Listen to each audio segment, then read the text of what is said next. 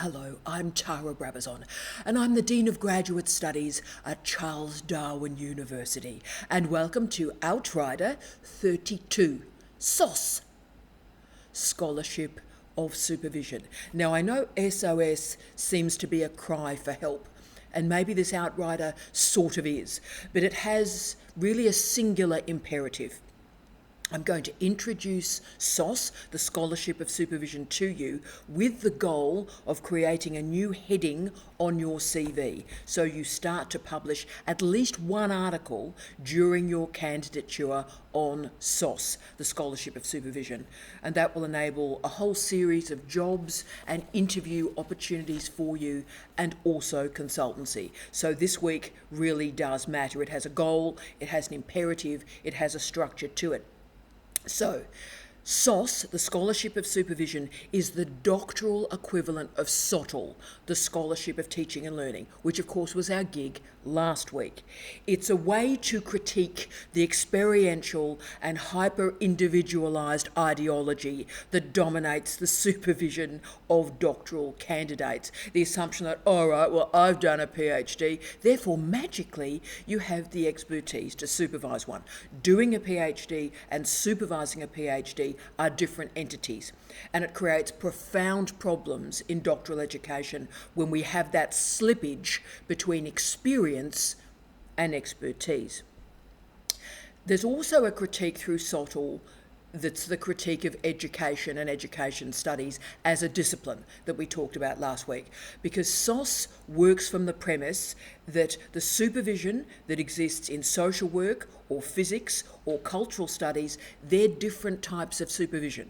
So ideas and concepts we have in education as a discipline may be relevant but need to be tested and assessed in particular disciplines. So SoS, like SOTL, emerged from the crisis, one of them, the crisis of higher education.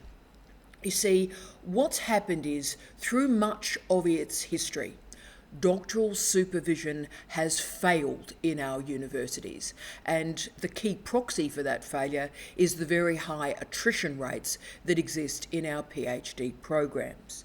So we've got that, we've got the attrition rates, but also we've got the really yucky cultures that exist, like dial-a-mate examiners. So, like, okay, my students mightn't be too good, but, let's send the thesis out to dial-a-mate, and dial-a-mate will pass it. And also, of course, all the complexity and horror, really, around authorship, research integrity, and research misconduct. But there are all sorts of other problems that exist in doctoral education, like sexual assault and sexual harassment, bullying, of course, and very, very, very long candidatures. So this is quite a messed up space. There's a lot of stuff that is not working in doctoral education, and most of these failures are buried. Most of the cultures that exist in doctoral education attempt to move the blame and accountability away from supervisors and away from institutions. Now, supervisors might be doing a fantastic job and the institution might be doing a great job, but all the ideologies try to move attention away from the quality of doctoral supervision. And the way that is done in doctoral studies is through one particular phrase. And that phrase is, when I did my PhD. When I did my PhD, when I did my PhD, when I did my PhD. Whenever you hear that maxim, whenever you hear that collection of words, you know that you're in for trouble. Because whenever you hear that, when I did my PhD, you know that that human is generalising from a data set of one. What they did in their PhD is supposedly relevant to you and everybody else. Now, where else in life would one make a scholarly judgment on the basis of one data point? Okay. Now, we have many proxies that singular data point and that ideology, when I did my PhD, is not working, but obviously attrition is the key proxy that a lot of things are going wrong. But it's even more serious than that. You think attrition is dreadful enough, and it certainly is in a doctoral program, because like people's hopes are crushed. Great, fantastic, that's brilliant. Not. But the problem is the groups where attrition is the highest is absolutely catastrophic. So where are we seeing attrition at high levels? Women, older students, students with an impairment or disability, Indigenous students, students of colour. They attrit at a higher level than young white men. Amazing. Now, all of these groups suffer markedly in doctoral education, and I would argue they suffer because there is a lack of SoS, a lack of scholarship of supervision, understanding what is going on here. Now, the reason that this high attrition rate in these particular groups exist is that our policies, our procedures, our universities were run and funded and organised through much of their history for young white men. And those young white men became old white men and then socialised the next generation of young white men into the ways of learning. Okay, so what then occurred is we had the widening participation agenda in the 1990s. And that meant a much greater diversity of humans started to attend a university.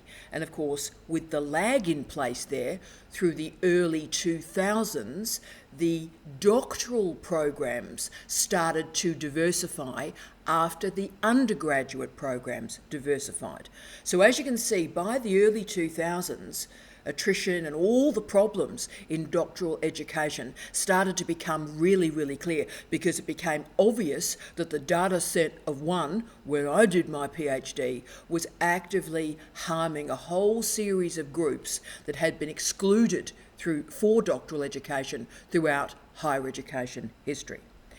And there's a recognition, when you've got a diversity of people in your doctoral program, then that requires research. That requires expertise, because experience is simply not enough, and indeed can be highly damaging. And this, of course, is what created the SoS, the Scholarship of Supervision, that intervention. PhD supervision is marinated in assumptions, and these assumptions are fueled by personal successes and failures, professional successes and failures. And how we configure failure in our professional lives, those failures are edited for public consumption and dissemination. And what happens is these failures in our lives hook very deeply and shape how we think about ourselves and how we perform that self in a doctoral program. So, as a PhD supervisor, we hold power. We hold a lot of power. And what SoS works on is asking supervisors to create partnerships with students to understand and mitigate and shape and manage that power. So SoS is an active intervention in the assumptions of doctoral education. It also intervenes, if I can quote myself, it intervenes in the stories that we tell ourselves about the PhD. The power held by PhD supervisors and advisors is high, and it can destroy the careers of our students. So we hold a lot. We hold disciplinary expertise. We hold access to resources, infrastructure, and networks for the student's career. How we wrangle that power with our PhD students has profound consequences on their lives. So the key problem, I think, is that the overwhelming majority of academics have no qualifications in education, teaching, and learning. No qualifications. Now, that means they haven't undertaken the most basic understanding of what learning is. Now, remember, I'm not a hypocrite. I hope I'm never a hypocrite. And remember, I hold a Bachelor of Education and a Master's in Education that I achieved after my disciplinary PhD. And also one of my titles has been a Professor of Education, and I was the head of school of teacher education. So I'm not a hypocrite here when I'm talking about these people need to do education qualifications. Hello, here's one we prepared earlier. Now, I understand, therefore, the research strengths, but also the weaknesses that exist in the discipline of education. I understand that. But the assumption that an ignorance of education, an ignorance of teaching and learning is beneficial in doctoral education is complete madness. It's irrational, it's pathetic, and it's embarrassing. Now, this problem with this lack of education qualifications is intensified through the complete lack of professional development that's undertaken by doctoral supervisors. And remember, this is again somebody speaking who has run professional development programs for supervisors for 20 years. And remember, this isn't a vibe. I don't base this training on, when I did my PhD. Zero interest in that. Not a generalizable data set. Professional development comes from education research and SoS, Scholarship of Supervision. But it will make you laugh or cry or be absolutely horrified if I told you some of the horrific stories about supervisors saying how and why they're not going to do any professional development of any kind. You would be horrified, you would be embarrassed to be an academic. Because remember, every year I ask supervisors to complete 10 minutes, and yes, you've heard that correctly, 10 minutes of online training to stay on the supervisory register. So there's 40 different options, and they're increasing in number, 40 different options for you to choose from, and you just have to do 10 minutes of professional development every single year. And you would be disgusted, because I am. You would be disgusted at the excuses that I receive from academics, can I say, who often have a pretty appalling attrition rate from their students. But what we hear from these supervisors about how and why, they're just simply too busy to do training. They're too busy to do 10 minutes of professional development to improve their supervision. You should be disgusted, and trust me, I am as well. So we have a lot of work to do to make the case to develop and support the scholarship of supervision. Now, doctoral studies is one feeder into the research questions in SoS, and an important one, but like the education discipline more generally, as we talked about in SOTL, SoS does come from the disciplines. There are some key confluences that we need to talk about in our discussion of SoS, but there is, I think, really important trajectories for expansion in the next decade for all of you out there, whether you're in social work, whether you're in biology, whether you're in business, to start to develop the SoS of business, the SoS of marketing, the SoS that exists in theology. Come from the discipline and develop those arguments. So, as the lengths of PhD support has reduced, not only through, of course, governmental mandates, but the necessity for students to get on with their lives, we have to get students more prepared, more socialised as quickly as possible to reach the required standards of scholarship. We can't muck around. Students have to arrive in a program and succeed immediately. So we need to socialise them into that space of supervision and the standards required in a doctorate.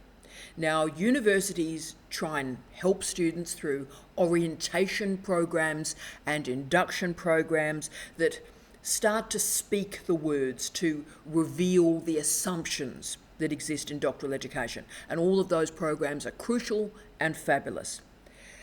And these standards that we're talking about matter a great deal in academic life, because the success of a PhD is determined by the views of two or 3 scholars. It's one of the few areas of our lives where 3, 4, 5 years of your life and the success of those 3, 4 or 5 years of your life will be determined by the views of 2 or 3 people. So 3 people are responsible for assessing your research. So we have to get it right. Therefore, accountability for individual supervisors is important. Now, if a student leaves the institution before an examination or does not receive a strong result through that examination, who is to blame? Well, what's currently occurring is we block or marginalise these difficult questions of accountability, and instead doctoral programs and universities implement a very simple strategy that Biggs described as, quote, blame the student, end of quote. This displacement of accountability is not real, it's not truthful, and it's not appropriate. But it is simple, and it allows supervisors and it allows institutions to mask the consequences of a lack of excellence and expertise in the supervisory space. So the transmission model of education, the sage on a stage, is not functional for undergraduate education, and is completely bonkers when we get to doctoral education. So SoS, Scholarship of Supervision, stops the marginalisation of student knowledge. SoS creates the collaboration between students and supervisors, and it works in that in-between, that liminal third space between the student space and the supervisor space. So it explores what occurs in the spaces between students and supervisors. Therefore, what is required to reduce attrition in doctoral programs? Well, the SoS research has shown what's required for the last 20 years. Let me use Lantana and Brown's research from 2001. What's required to reduce attrition? They studied it. Quality supervision, timely feedback, regular meetings, connection with a wider academic community, compassionate relationships between students and supervisors, clear boundaries in place between students and supervisors, a continuity of topic and a continuity of supervision. There it is. That's what you do to reduce attrition. It's been studied. Now, this research was later verified a decade later by the University of Melbourne. And they demonstrated through their SoS research that there were clear factors that triggered student attrition. So they studied it. What did they discover? Students lacked an understanding of the expectation and standards required in the degree, inappropriate choice of topic, inelegant match between a supervisor and a student project, lack of contact from the supervisor, lack of conversation about authorship requirements, no or poor guidelines about accessing research facilities, intellectual and social engagement or disengagement, and differential treatment of women and male students. Okay, now none of these issues, you might notice, have anything to do with student ability. So student ability was not listed in any of these studies. Therefore, blaming the student for attrition is not verified through any of the SoS research. Indeed, research has revealed that the completers and the non-completers, the graduating students and the attriters, have the same intellectual ability. So, why do these problems remain when it's been studied for 25 years? We know why students attrit. Now, Janice Lombardi in 2016 provided the great answer to why this situation continues. Her research investigated the teacher and the supervisor expectations, and she demonstrated, this was extraordinary, that the teacher or the supervisor's understanding of the student's ability was more important than the student's motivation. So the teacher's expectations of the student had a crucial role in the progress of that student. So it wasn't about student motivation, it was about the expectations of the supervisor.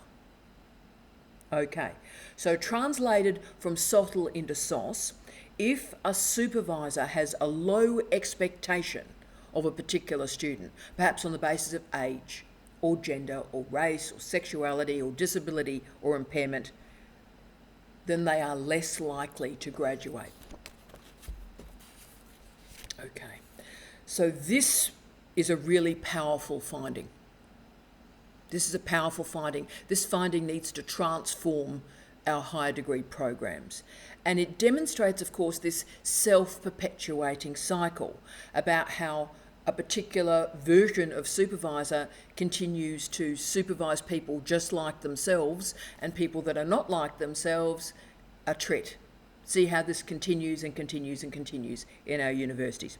So Lombardi's work showed the ease with which a deficit model of supervision and a deficit model of teaching and learning is perpetuated. But how do we move that deficit model to what she describes as an abundance model? How do we create an abundance model? Again, she's researched it. This is how we do it. We display to students that they can reach our high expectations, so we believe in them. But also we generate intermediate goals for success. This is why we've introduced milestones, by the way. Okay?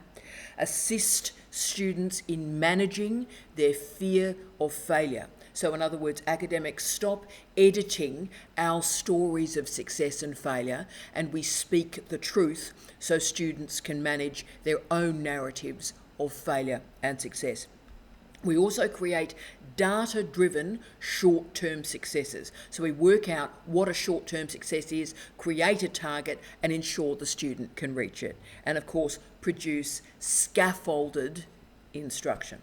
So informed by SoS, this is why we now have milestones in place in our universities. This is why we have orientation and induction programs. This is why we have gigs like we do at CDU, where we have Write Club and we have digital office hours, so students can meet the world and feel socialised, part of a community. And of course, this type of modelling critiques those individual experiential ideologies of success that come from an individual supervisor.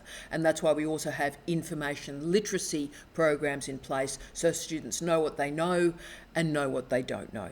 Yet with all of this SoS, all of this fantastic research, this evidentially driven research, why is it being ignored?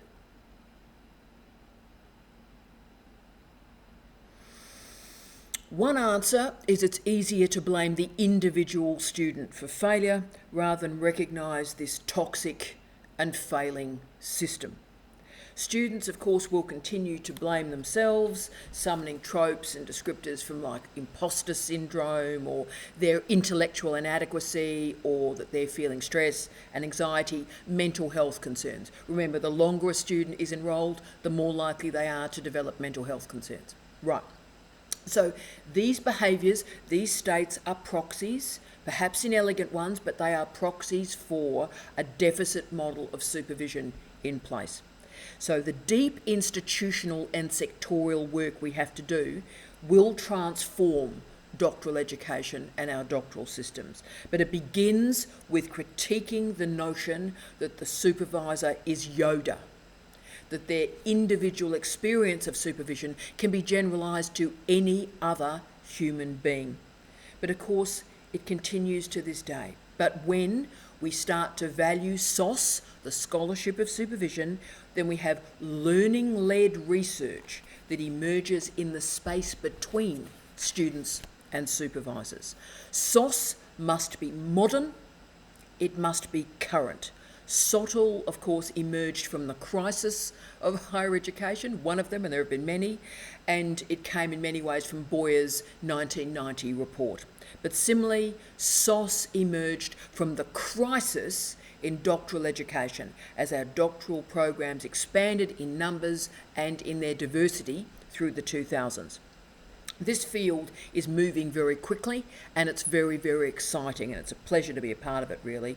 But there's some bad stuff too. And for example, when I was doing all the research for the Outrider this week, I read Bill Green, Alison Lees and Catherine Manathunga's book published by Routledge in 2023, Doctoral Research Supervision, Pedagogy and the PhD. I was excited. 2023, brilliant, new research, bringing to Outrider, this is the point, this is what we're doing.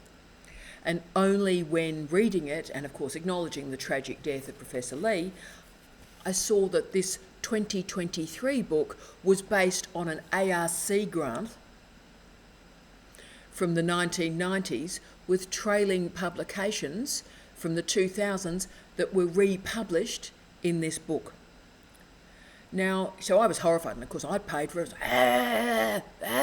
You can imagine. So that was a fun time. But the meta lesson I got a higher lesson from having read this book, and the higher lesson is how much has changed in doctoral education in the last 20 years. It is an accelerated field. And of course this book is still using bonkers phrases like, quote, the postmodern university, end of quote.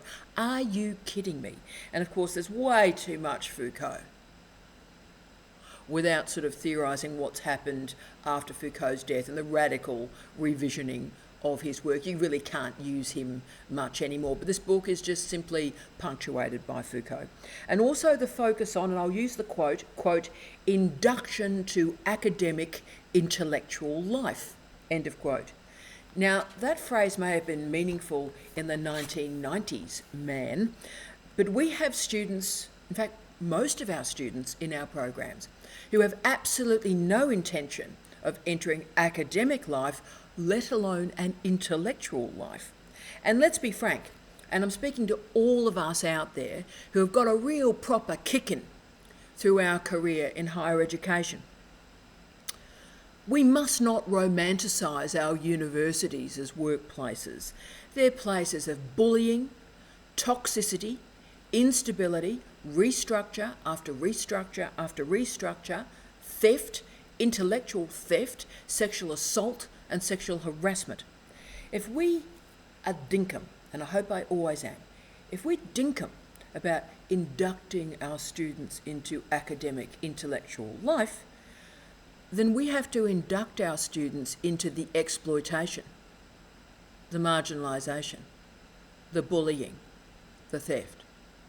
We must never celebrate our universities as if they were a church and our doctoral programs are some type of religion.